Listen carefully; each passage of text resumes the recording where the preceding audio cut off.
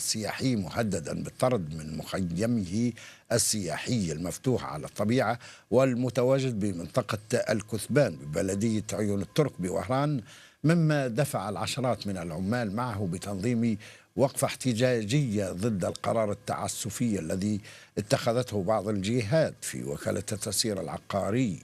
يقول ياسين حسين من وهران.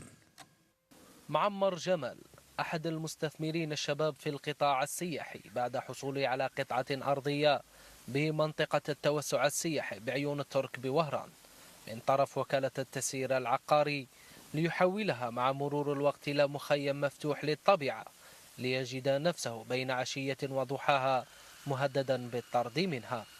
راهي انا في 22 عام هنايا، صلحتها، ديت كواتها، عطيتهم دراهم، ما كيت عييت كيما ندير معاهم، ما بغاش يتمشوا لي. مالغري ما بغيتش صنت انا تاع واحده، بصح درنا سياحه ورانا نخدموا وراهم يجسوا والحمد لله.